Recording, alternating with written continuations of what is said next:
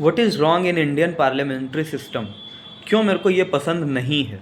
ठीक है, मतलब अगर आप ये देखेंगे ना तो इसमें जितने भी मेंबर ऑफ पार्लियामेंट चुन के जाते हैं, या फिर वो लोकसभा हो या फिर विधानसभा हो, ठीक है, इसमें जो भी जाएंगे वो पब्लिक रिप्रेजेंटेटिव जाएंगे।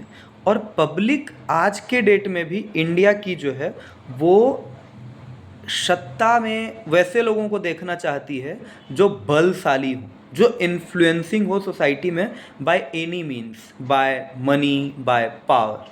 ठीक है, अभी जैसे हम एग्जाम्पल देंगे ब्रिजभूषण सिंह, अनंत सिंह बिहार में। ठीक है, उसके बाद फिर आप देखिए आतिक अहमद था, आप इधर देख लीजिए शहाबुद्दीन। तो इन सारे लोगों का आप अगर चेहरा देखेंगे, सूरजभान सिंह भी आरजेडी से टिकट लिया था, तो आप अगर इन लोगों का चेहरा देखेंगे तो वो खूंखार इंसान का है। मगर उसके बावजूद भी इनको हर साल गवर्नमेंट टिकट दे रही है, पॉलिटिकल पार्टी टिकट दे रही है। क्यों दे रही है? क्योंकि इंडियन पार्लियामेंट्री सिस्टम में मैटर नहीं करता है कि हम मोरली एंड एथिकली कितने सही हैं। हमें किसी भी तरीके से अपने सरकार को बनाए रखने के लिए मेजोरिटी चाहिए, और मेजोरिटी देगा कौन हमको? वही क्रिमिनल्स लोग देंगे। आज क्यों इतना पार्लियामेंट में क्रिमिनल्स बढ़ रहे हैं?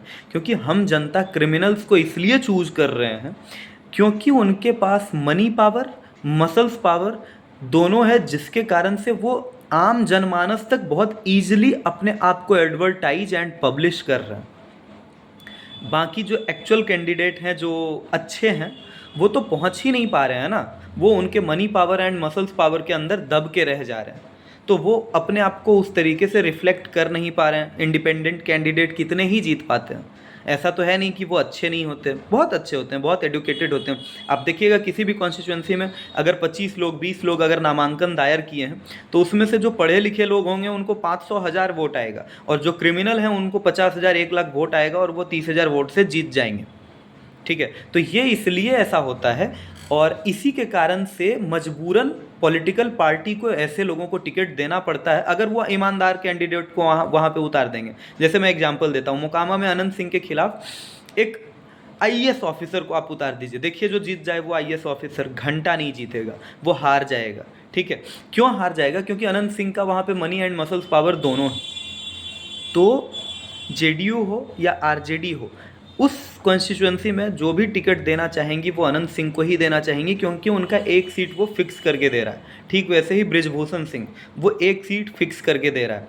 तो पॉलिटिकल पार्टियां मजबूर हैं ऐसे लोगों को टिकट देने के लिए। इसीलिए इंडियन पार्लियामेंट्री सिस्टम में तभी रिफॉर्म आएगा जब सही लोग जाएंगे, और सही लोग तभी जाएंगे जब हमारे जो हम सिटीजन्स हैं वो सही कैंडिडेट को चूज करेंगे।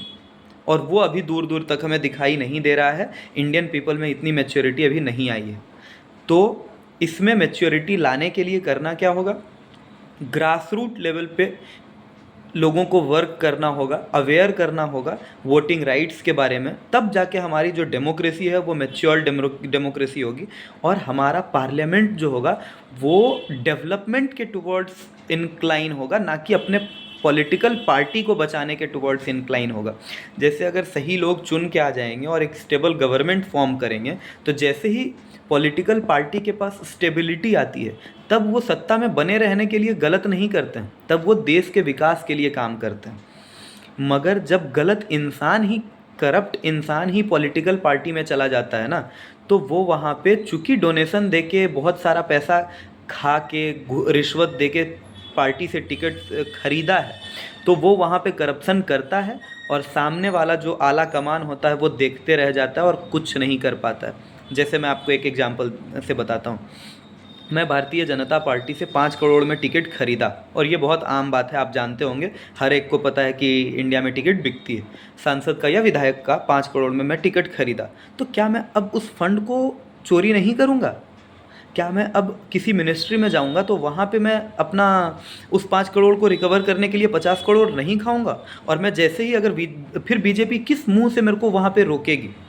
बट अगर वो एक ईमानदार इंसान को टिकट देती, और जनता ईमानदार इंसान को जिताते भी जाति धर्म से ऊपर उठ के, तब अगर कोई चोरी करता तो गवर्नमेंट एक लॉ ला सकती थी करप्शन, एंटी करप्शन के लिए। ठीक है, वहाँ पे गवर्नमेंट स्ट्रांग हो सकती थी कि चूँकि मैं अच्छा काम कर रहा हूँ, तो मेरे अंदर भी अगर कोई गलत इंसान आता है और वो कुछ गलती करता है तो मैं उसे रिमूव करूं और दूसरे किसी को जब मैं लाऊं तो वो जनता उसको जिताए। मगर सरकार डरी रहती है, जो गवर्नमेंट होती है या जो पॉलिटिकल पार्टी है वो डरी रहती है कि जैसे ही मैं इस क्रिमिनल को हटा के एक अच्छे फेस को लाऊंगा मेरा सारा वोट बैंक चला जाएगा, क्योंकि उसका मास रीच नहीं है वो अच्छे इंसान का, जिसके कारण उसको कोई वोट देने नहीं जा रहा है। तो अभी इस हालत के लिए हम सब कलेक्टिवली जिम्मेदार हैं। हम लोग अगर सही इंसान को वोट करेंगे तो जाके बिहार का या भारत का सूरत बदलेगा, और उसको बदलने के लिए ग्रास रूट लेवल पे चेंज लाना पड़ेगा।